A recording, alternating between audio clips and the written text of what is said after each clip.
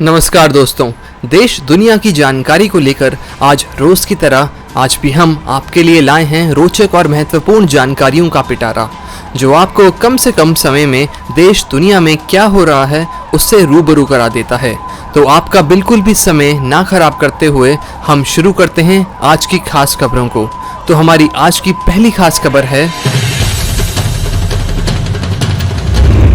DGCA ने airline कंपनियों से कहा मिडिल सीटें खाली रखें, ऐसा संभव ना हो तो बीच में बैठने वाली यात्री को प्रोएक्टिव गाउन दें।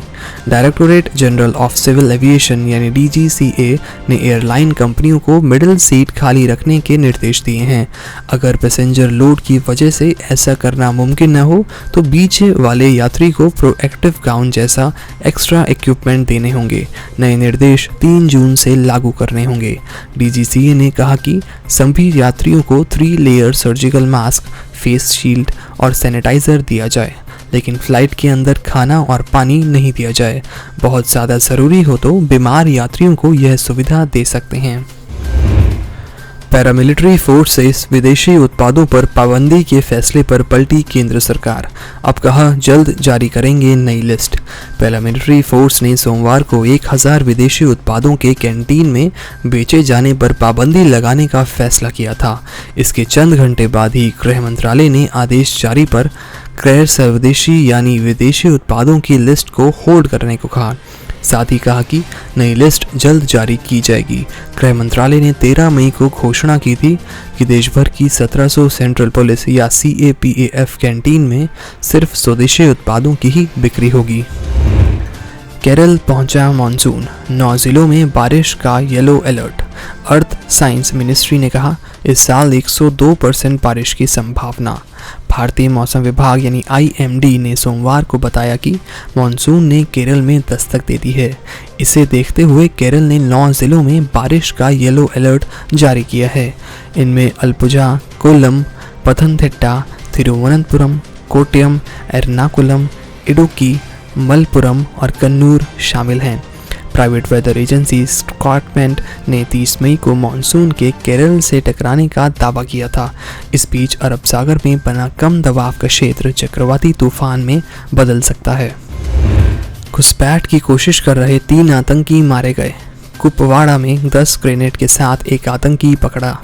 जम्मू कश्मीर ने नौशेरा सेक्टर में नियंत्रण रेखा के पास घुसपैठ की कोशिश कर रहे 3 पाकिस्तानी आतंकियों को सेना ने सोमवार को मार गिराया। सेना ने बताया कि पाकिस्तान में ट्रेंड किए गए आतंकी भारी मात्रा में हथियारों से लैस थे। फिलहाल पूरे इलाके की घेराबंदी कर तलाशी अभियान चलाया जा रहा है। नियंत्रण रेखा पर घुसपैठ रोकने के लिए पिछले हफ्ते से ही तलाशी अभियान जारी है। ऐसे में सेना पहले से सतर्क थी। आतंकियों के घुसपैठ की कोशिश करते ही उन्हें मार गिराया। इस बीच कुपवाड़ा पुलिस ने खुफिया सूचना के आधार पर एक आतंकी को गिरफ्तार किया। उसके पास से 10 ग्रेनेड, 4 वायरल सेट और 200 गोलियां बरामद की गईं। पुलिस आतंकी की साजिश के बारे में जानने के लिए उससे पूछताछ कर रही है। हाइड्रोक्सीक्लोरोक्वीन के 6 डोज लेने से 80% हेल्थ केयर वर्कर संक्रमण से बचे। 4 डोज के बाद रिस्क घटने लगता है। कोरोना से बचाव के लिए हाइड्रोक्सीक्लोरोक्वीन यानी HCQ के इस्तेमाल को लेकर किए गए रिसर्च में अच्छे नतीजे आए हैं। Indian council of medical research यानी ICMR की स्टडी के मुताबिक HCQ के 6 या ज़्यादा डोज लेने वाले 80% हेल्थ केयर वर्कर इन्फेक्शन से बच गए। रिसर्च के मुताबिक HCQ के 4 डोज लेने के बाद इन्फेक्शन का खतरा रिस्क घटने लगता है, लेकिन बचाव के लिए PPE किट और दूसरे उपाय भी ज़रूरी हैं। हेल्थ केयर वर्कर्स को 2 ग्रुप कोरोना पॉजिटिव और कोरोना नेगेटिव में बांटकर ये रिसर्च की गई। पहले ग्रुप में 378 और दूसरे में 373 लोग शामिल थे। दिल्ली भाजपा अध्यक्ष मनोज तिवारी हिरासत में, राजधानी की सीमा सील करने के विरोध में प्रदर्शन कर रहे थे। देश में अब तक 1,91,300 56 केस। दिल्ली की सीमा को एक हफ्ते के लिए सील कर दिया गया है। ज़रूरी सेवाओं को इससे अलग रखा गया है। मुख्यमंत्री अरविंद केजरीवाल ने सोमवार को कहा कि एक हफ्ते बाद जनता से राय लेकर सीमा खोलने पर विचार किया जाएगा। उधर दिल्ली के भाजपा अध्यक्ष मनोज तिवारी कुछ पार्टी कार्यकर्ताओं के साथ इस फैसले के विरोध में प्रदर्शन करने राजघाट पहुंचे, जहां पुलिस ने उन्हें हिरासत में ले लिया। लॉकडाउन के बीच ऐसे प्रदर्शन करने पर रोक है। केजरीवाल ने कहा कि दिल्ली में अब सलून खोलेंगे, लेकिन स्पा बंद रहेंगे। बाजारों में अभी दुकानें खोलने के लिए ऑड इवन सिस्टम अपनाया जा रहा था, लेकिन केंद्र सरकार ने इस तरह का नियम नहीं बनाया है, इसलिए अब सभी दुकानें खोली जा सकती हैं। केजरीवाल ने कहा कि ऑटो, ई रिक्शा और अन्य वाहनों में पहले यात्रियों की संख्या तय की गई थी, लेकिन अब यह प्रतिबंध भी हटाया जा रहा है। गुजरात हाईकोर्ट ने कहा, कोरोना इंसानी संकट, सियासी नहीं। महज सरकार की आलोचना से जान गंवाने वाले जिंदा नहीं हो पाएंगे। गुजरात हाईकोर्ट ने कोरोना वायरस संकट के बीच जारी सियासी बयानबाजी पर तल्ख टिप्पणी की। हाईकोर्ट ने कहा कि कोरोना वायरस इंसानी संकट है, ना कि सियासी। केवल सरकार की आलोचना करने से जादुई तरीके से लोगों का मर्ज ठीक नहीं हो जाएगा और ना ही मरे हुए लोग जिंदा हो जाएंगे। कोरोना वायरस महामारी के संबंध में दायर एक PIL पर रविवार को हाईकोर्ट ने गुजरात सरकार को निर्देश दिए कि हर श्रेणी के मरीज के लिए जो भी ज़रूरी स्वास्थ्य निर्देश दिए गए हैं उनका सख्ती से पालन किया जाए। लापरवाही और गैर जिम्मेदारान रवैया की वजह से एक भी जान नहीं जानी चाहिए। सेना ने कहा, POK के लॉन्च पैड्स में आतंकी भरे हुए हैं। ये पाकिस्तानी आर्मी की मदद से कर्मियों में घुसपैठ की कोशिश करेंगे। दिल्ली सेना ने रविवार को बताया कि आने वाले वक्त में सीमा पार से घुसपैठ की घटनाओं में बढ़ोतरी की आशंका है। लेफ्टिनेंट जनरल बग्गावली सोमशेखर राजू ने कहा कि पाकिस्तान अधिकृत कश्मीर यानी POK में सभी टेररिस्ट कैंप और करीब 15 लॉन्च पैड में आतंकी भरे हुए हैं। उन्होंने बताया कि घाटी में आतंकियों के सफाए के बाद उनकी कमी को पूरा करने के लिए POK के आतंकवादी घुसपैठ करेंगे। लेफ्टिनेंट जनरल राजू ने 1 मार्च को श्रीनगर में XV कॉर्प्स की कमान संभाली है। चीन ने भारतीय सीमा के पास तोप और दूसरे हथियार जमा किए। इन्हें कुछ ही घंटों में LAC पर लाया जा सकता है। लद्दाख में भारत और चीन के बाद तनाव जारी है। दोनों देश इसे बातचीत के जरिए हल करने की कोशिश कर रहे हैं, लेकिन इसी दौरान चीन ने अपने इलाके में सैन्य तैयारियां तेज कर दी हैं। न्यूज़ एजेंसी के मुताबिक चीनी सेना भारी वाहनों से तोप और दूसरे हथियार जमा कर रही है, जहां से इन्हें कुछ ही घंटे में भारतीय सीमा पर लाया जा सकता है। चीन के यह हरकत इसलिए शक पैदा करती है क्योंकि इसी दौरान बटालियन और ब्रिगेड लेवल पर सैन्य अफसरों की बातचीत भी चल रही है। अब तक चीन के सैनिक विवाद वाली जगहों से लौटे नहीं हैं। भारतीय सैनिक भी यहां मुस्तैदी से मोर्चा संभाले हुए हैं। कोरोना को रोकने में कामयाब रहा जापान मॉडल। दुकानदारों ने खुद बंद की दुकानें, लोगों ने मास्क लगाकर और सोशल डिस्टेंसिंग से जीती लड़ाई। इमरजेंसी भी हटी।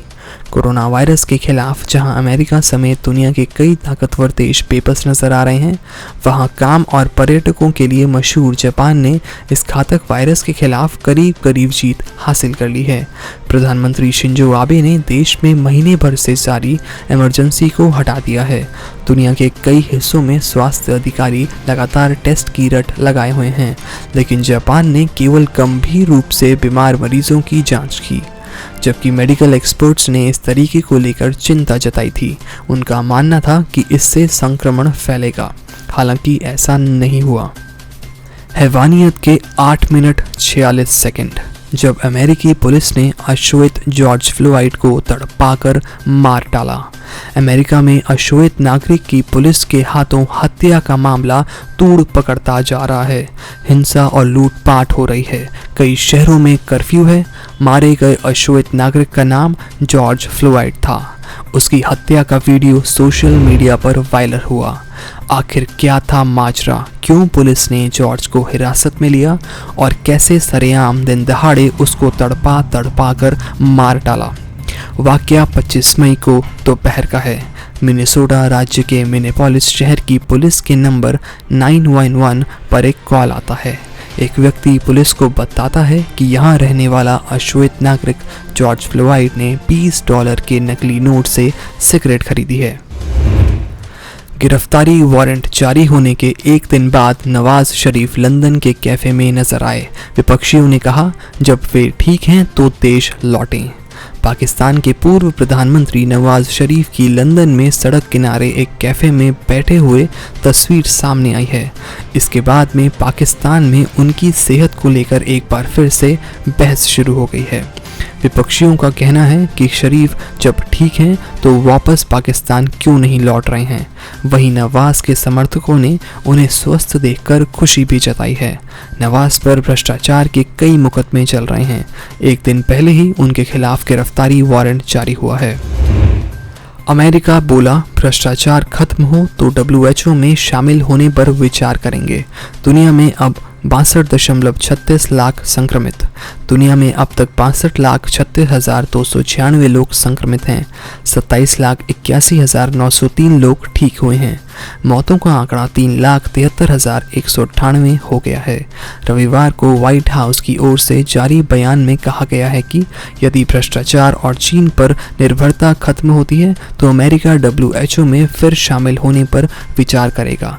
वहीं दक्षिण कोरिया में सरकार संक्रमण रोकने के लिए अब टेक्नोलॉजी का इस्तेमाल करेगी। बार और नाइट क्लब जैसी जगहों पर QR कोड से एंट्री मिलेगी। दूसरी तरफ स्पेन के प्रधानमंत्री ने साफ कर दिया है कि सरकार राष्ट्रीय आपातकाल 2 हफ्ते और बढ़ाना चाहती है। इसके बाद संसद में प्रस्ताव लाया जाएगा। नासा का क्रू डेमो 2 मिशन 19 घंटे में ISS पहुंचा। राष्ट्रपति ट्रंप बोले, कैप्सूल में गए हमारे दोनों एस्ट्रोनॉट्स सुरक्षित। अमेरिकी अंतरिक्ष एजेंसी नासा का क्रू डेमो 2 मिशन कामयाब रहा। निजी कंपनी स्पेसएक्स के अंतरिक्ष यान से 2 अंतरिक्ष यात्री इंटरनेशनल स्पेस स्टेशन यानी ISS पहुंच गए हैं। भारतीय समयानुसार शनिवार रात करीब 1 बजे रॉकेट ने कैनेडी स्पेस सेंटर से उड़ान भरी और यह 19 घंटे में अपने लक्ष्य तक पहुंचा। राष्ट्रपति डोनाल्ड ट्रंप मिशन की लॉन्चिंग देखने स्पेस सेंटर गए थे। इसके बाद उन्होंने कहा कि स्पेसएक्स ड्रैगन कैप्सूल में गए एस्ट्रोनॉट्स रॉबर्ट बेनिकन और डगलस हर्ले सुरक्षित हैं। उन्होंने कहा कि इस लॉन्च के साथ बीते 1 दशक की हमारी कोशिश औपचारिक तौर पर पूरी रही। अमेरिकी के बुलंद उम्मीदों के नए युग की शुरुआत हुई है। देश के पुराने नेताओं ने अमेरिकी एस्ट्रोनॉट्स को पृथ्वी की कक्षा में भेजने के काम को दूसरे देशों की दया पर निर्भर रखा। अब और ऐसा नहीं होगा। अमेरिका और ब्रिटेन ने चीन के नए सुरक्षा कानून पर चिंता जताई। चीन और रूस बोले, अपने काम से मतलब रखें। हांगकांग में चीन के ओर से लागू किए गए विवादित सुरक्षा कानून का मुद्दा अब संयुक्त राष्ट्र में पहुंच गया है। संयुक्त राष्ट्र की सुरक्षा परिषद यानी UNAC में शुक्रवार को इस मामले पर चर्चा हुई। चर्चा में अमेरिका और ब्रिटेन ने चीन के नए कदम पर चिंता जताई है। जवाब में चीन ने कहा कि अपने काम से मतलब रखें। रूस ने इस मामले पर चीन का साथ दिया है। चीन ने हांगकांग में नया राष्ट्रीय सुरक्षा कानून लागू किया है, जिसके तहत चीन का विरोध करना देशद्रोह माना जाएगा। इसको लेकर अमेरिका ने सुरक्षा परिषद में औपचारिक और खुली बैठक की मांग की थी। अल जजीरा की खबर के मुताबिक 15 सदस्यीय परिषद ने खुले तौर पर चर्चा करने से मना कर दिया, लेकिन बंद कमरे में अनौपचारिक रूप से वर्चुअल मीटिंग हुई। मालूम हो कि बंद कमरे पर हुई किसी भी बैठक का रिकॉर्ड नहीं रखा जाता है और इसका आधिकारिक बयान भी नहीं जारी होता है। कैंसर से जूझ रहे मरीजों में कोविड-19 होने पर मौत का खतरा 28% तक। अमेरिका, ब्रिटेन और स्पेन में ऐसे मामले सामने आ रहे हैं। कैंसर के मरीज और इसकी पुरानी हिस्ट्री वाले पीड़ितों में कोविड-19 का संक्रमण होने पर मौत का खतरा 28% तक है। अमेरिका, ब्रिटेन और स्पेन और कनाडा की रिपोर्ट में ऐसे ही मामले सामने आए हैं। इंग्लैंड में अलग अलग कैंसर के ऐसे 800 मरीजों पर रिसर्च की गई जो कोरोना से जूझ रहे थे। इनमें मौत की दर 28% तक देखी गई है। इनमें ऐसे बुजुर्ग मरीज थे जो हार्ट, ब्लड प्रेशर और दूसरी समस्याओं से परेशान थे। उनमें खतरा और भी ज़्यादा देखा था। बारिश में बढ़ सकता है कोरोना संक्रमण, नमी में तीव्र होते हैं वायरस। अमेरिका की Johns Hopkins University applied physics laboratory के वरिष्ठ वैज्ञानिक जेड इवांस कहते हैं कि अभी यह पता नहीं कि सीमित बारिश का असर वायरस पर क्या होगा। हालांकि अधिकांश विशेषज्ञ यह मानते हैं कि बारिश में नमी के कारण वायरस तीव्र हो जाता है, जिससे बारिश में संक्रमण का खतरा बढ़ जाता है। हालांकि वॉशिंगटन यूनिवर्सिटी के ग्लोबल हेल्थ, मेडिसिन और एपिडेमियोलॉजी के प्रोफेसर जॉर्ज बेटेन कहते हैं कि बारिश कोरोना वायरस का डाइल्यूट कर सकती है। जिस तरह धूल बारिश के पानी में घुलकर बह जाती है, ठीक वैसे ही यह कोरोना वायरस भी बह सकता है। वहीं कई विशेषज्ञों का मानना है कि बारिश साबुन के पानी की तरह सतह को डिसइंफेक्ट करने में सक्षम नहीं है। हर रोज सभी देश दुनिया की खबरों को जानने के लिए हमारे चैनल के साथ बने रहिए, जो आपको खबरों से डराता नहीं बल्कि सच्चाई से रूबरू करवाता है। तो चलिए दोस्तों, अपना ख्याल रखिए, अपने परिवार का ख्याल रखिए। कल फिर मिलते हैं, तब तक के लिए अलविदा।